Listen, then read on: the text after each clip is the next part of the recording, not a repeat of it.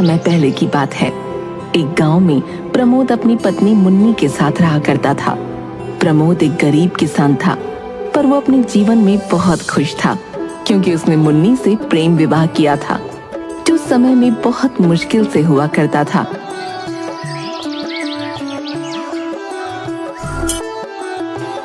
क्या कर रही हो मेरी जान? आपके लिए खाना बना रही हूँ। क्या बना रही हो? खिचड़ी, वो भी आपकी पसंदीदा उड़द की दाल की। ओहो, तुम कितना प्यार करती हो मुझसे। अरे जाओ जी, आपको तो बस हर चीज में प्यार दिखता है। प्यार है इसलिए दिखता है।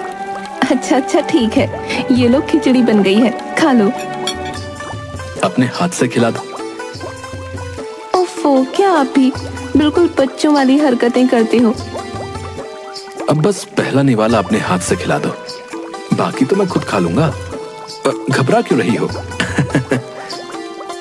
प्रमोद और मुन्नी अपनी खुशियों में मग्न थे कि अचानक बाहर से जोर जोर से चिल्लाने की आवाजें आने लगीं। दोनों चौंक गए और जल्दी से दरवाजे की ओर भागे। दरवाजा खोलते ही उन्होंने देखा कि गांव के कुछ लोग एक आदमी की अर्थी लेकर जा रहे थे और साथ में एक औरत को जबरदस्ती घसीटते हुए ले जाया जा रहा था। प्रमोद को समझने में देर न लगी कि ये औरत को सती किया जाने वाला है। अरे ये क्या कर रहे हो? उसे छोड़ दो, ये अन्याय है, ये पाप है। प्रमोद, ये गांव का रिवाज है, तुम धर्म के खिलाफ जाने की जरूरत मत करो। धर्म? ये धर्म नहीं, पागलपन है। किसी की जान लेना धर्म नहीं हो सकता। धर्म की रक्षा के लिए ये जरूरी है। मैं तुम्हें ये नहीं करने दूंगा। छोड़ो उसे, वो किसी की माँ बहन है, वो इंसान है, तुम्हारी जागीर नहीं। प्रमोद, ज्यादा बोलोगे तो तुम्हें भी इस आग में झोंक देंगे। हाँ, चुप रहो और अपने काम से काम रखो, समझे?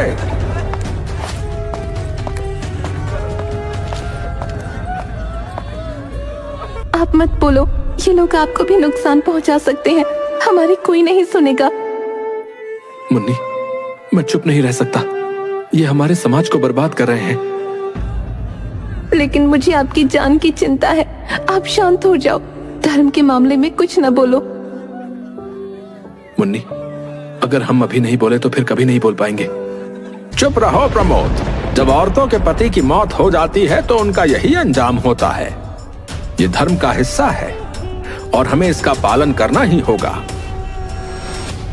प्रमोद ने देखा कि मुन्नी की आंखों में डर है, इसलिए उसने धीरे धीरे अपने कदम पीछे खींच लिए। गांव के लोग उस औरत को लेकर चले गए।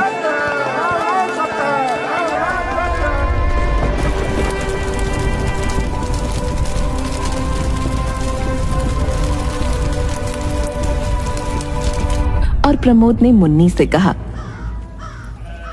मुन्नी, अगर मेरे साथ कुछ हो जाए तो तुम कभी सती नहीं होगी। ये मेरी विनती नहीं, आदेश है। तुम्हें जीना है, अपनी जिंदगी को आगे बढ़ाना है। अरे शुभ शुभ बोलो, यूं मरने मराने की बात ना करो जी। मरे आपके दुश्मन, और वैसे भी मैं आपके बिना नहीं जी सकती। नहीं मुन्नी, तुम्हें जीना ही होगा, और ये तुम्हारे लिए नहीं, मेरे लिए करना होगा। मैं तुम्हें कभी ऐसी स्थिति में नहीं देख सकता। ये गांव वाले तो पागल हैं, और सबसे बड़ा पागल तो वो मुखिया है, धर्म के नाम पर अधर्म कर रहा है। मुन्नी चुप हो गई, लेकिन प्रमोद के शब्द उसके दिल में गूंजते रहे। कुछ ही दिन गुजरे थे कि एक भयानक दुर्घटना में प्रमोद की मौत हो गई। जब गांव के लोग प्रमोद की लाश को घर लेकर आए तो मुन्नी का दिल टूट गया। वो प्रमोद की देह से लिपटकर फूट फूट कर रोने लगी। आप मुझे छोड़कर कैसे जा सकते हो? आपने मुझसे वादा किया था कि हम हमेशा साथ रहेंगे। क्या समाज से लड़कर हमने प्रेम विवाह इस दिन के लिए किया था?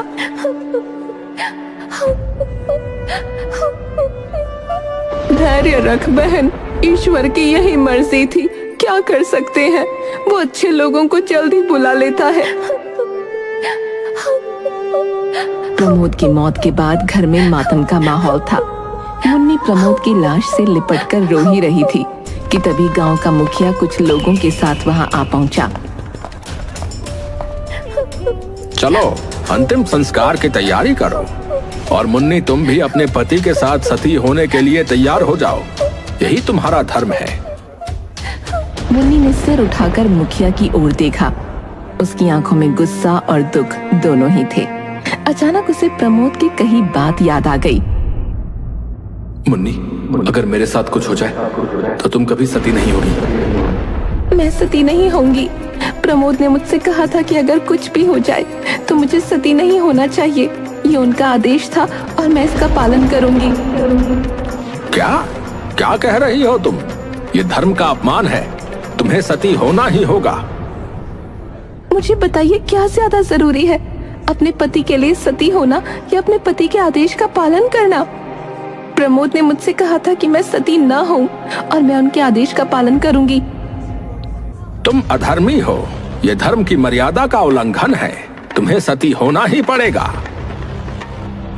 मुन्नी की आंखों में आंसू थे, लेकिन उसने हिम्मत नहीं हारी। उसने एक एक करके गांव वालों से मदद की गुहार लगाई। भाइयों बहनों, मेरी मदद करो, मुझे सती होने से बचाओ। मुन्नी, हम कुछ नहीं कर सकते। यह गांव का रिवाज है। मुझे माफ करना, पर मुखिया जी सही कह रहे हैं। हर तरफ से उसे निराशा ही मिली। कोई भी उसकी मदद के लिए आगे नहीं आया। तभी मुखिया का बेटा शिवम बोला, पिताजी, ये गलत है। मुन्नी भाभी को सती होने पर मजबूर नहीं किया जाना चाहिए। यह उनका अधिकार है कि वो अपने पति का आदेश माने। चुप रहो शिवम, तुम कुछ नहीं समझते हो। इसमें दखल मत दो। जब कोई भी उसकी मदद करने के लिए तैयार न हुआ तो वो अचानक घर से बाहर भागी। कुछ गांव वाले उसके पीछे दौड़े।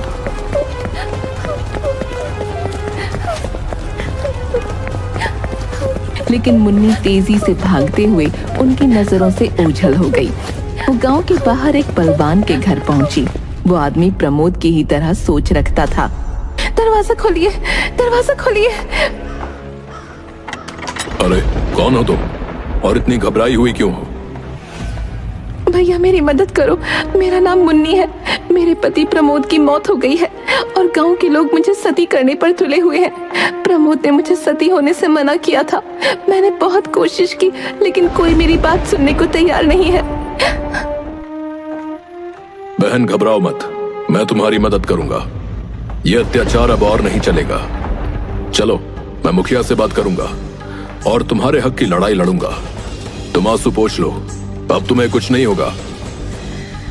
आपका बहुत बहुत धन्यवाद।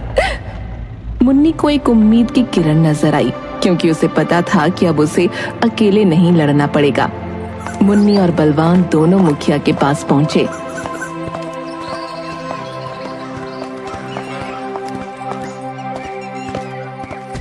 मुखिया पहले से ही गुस्से में था।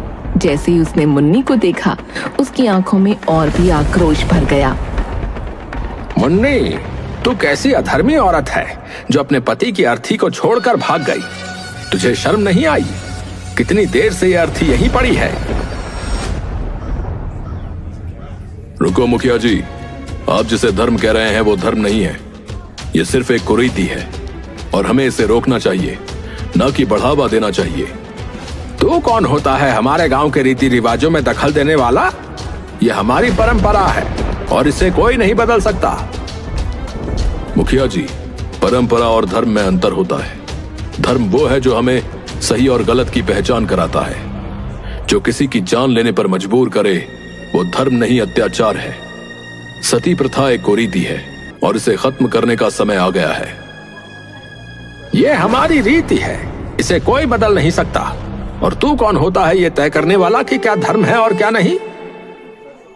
मुखिया जी, क्या आप जानते हैं कि सती प्रथा की शुरुआत कैसे हुई थी? यह कोई धार्मिक प्रथा नहीं थी। प्राचीन काल में जब युद्धों के दौरान महिलाएं विधवा हो जाती थीं, तो उन्हें दुश्मनों के अत्याचार से बचने के लिए सती होना पड़ता था। यह समाज की मजबूरी थी, धर्म नहीं। लेकिन समय के साथ लोगों ने इसे धर्म से जोड़ दिया और इसे एक कुरीति बना दिया। तू क्या बकवास कर रहा है? ये तो सदियों से चला आ रहा है। धर्म है ये। मुखिया जी, धर्म वो है जो हमें इंसानियत सिखाए, ना कि किसी की जान लेने पर मजबूर करे। सती प्रथा का असली मकसद बदल गया। और अब यह सिर्फ एक अत्याचार बनकर रह गई है। इसे धर्म का नाम देना गलत है। असली धर्म तो यह कहता है कि हर इंसान को जीने का हक है। मुखिया जी, अगर आज के समय में ऐसा कुछ भी नहीं है तो सिर्फ औरत ही पति के लिए क्यों मरे? अगर सच्चा धर्म निभाना है तो आदमियों को भी अपनी पत्नियों के लिए मरना चाहिए। क्या सिर्फ पत्नी ही धर्म निभाएगी और पति नहीं? तू क्या बकवास कर रही है? ऐसी बातें कहने की हिम्मत कैसे हुई तुझमें? तुझे अपने शब्दों का भी ज्ञान है? मुखिया मुन्नी को बुरा भला कह ही रहा था कि तभी उसका बेटा शिवम दौड़ता हुआ आया और घबराई हुई आवाज में बोला, बाबा, मेरी पत्नी का देहांत हो गया है। शिवम की बात सुनकर माहौल में सन्नाटा छा गया। तभी मुन्नी ने मुखिया की ओर देखा और साहस के साथ बोली, मुखिया जी, अगर सती प्रथा ही धर्म है तो मैं सती होने को तैयार हूँ, लेकिन एक शर्त है, शिवम भी अपनी पत्नी के साथ मरेगा। क्या आप इसे धर्म मानेंगे? मुन्नी की बात सुनकर सभी गांव वाले चौंक गए। मुखिया का चेहरा लाल हो गया, लेकिन उसकी जुबान जैसे बंद हो गई थी। मुन्नी ने सचमुच समाज के सामने एक कड़ा सवाल खड़ा कर दिया था, जिसे नजरअंदाज करना अब संभव नहीं था। ठीक है बाबा, अगर धर्म यही है तो मैं भी अपनी पत्नी के साथ सती होने के लिए तैयार हूँ। शिवम की बात सुनकर मुखिया का चेहरा फीका पड़ गया। उसने कभी अपने बेटे को इस तरह की बात कहते नहीं सुना था। वो घबरा गया। अब नहीं बेटा, तुम ऐसा नहीं कर सकते। तुम मेरी इकलौती संतान हो, मैं तुम्हें जिंदा जलते हुए नहीं देख सकता। पापा, आप ही तो हमेशा कहते थे कि धर्म सबसे ऊपर है। अगर यही धर्म है तो मुझे भी इसका पालन करना चाहिए। चिताएं तैयार की गईं। गांव वाले हैरान होकर इस दृश्य को देख रहे थे, लेकिन जैसे ही शिवम चिता के पास पहुंचा, मुखिया का दिल टूट गया। वो फूट फूट कर रोने लगा और शिवम को रोकते हुए बोला, अब रुक जाओ शिवम, तुम लोग सही कह रहे हो, सती प्रथा गलत है। मुझे माफ कर दो, मैं अपने बच्चे को जिंदा जलते नहीं देख सकता। मुखिया के ये बोलते ही अचानक प्रमोद सामने आ गया, जो सबके लिए एक बड़ा झटका था। मैं मरा नहीं था, ये सब एक नाटक था, ताकि हम लोग सबको ये समझा सकें कि सती प्रथा कितनी गलत है। मुखिया और गांव वालों की आंखें खुली की खुली रह गईं। शिवम और उसकी पत्नी दोनों जिंदा और स्वस्थ थे। ये सब एक योजना थी जिसमें बलवान शिवम और प्रमोद शामिल थे, ताकि गांव वालों को सती प्रथा की कुरीतियों से अवगत कराया जा सके। मुझे माफ कर दो, मैंने धर्म के नाम पर जो अंधविश्वास फैलाया वो गलत था। आज मैंने अपनी गलती समझ ली है, मुझे क्षमा करो। मुखिया के बदलने से गांव वालों की सोच भी बदल गई और इस तरह सती प्रथा का ये अध्याय हमेशा के लिए बंद हो गया।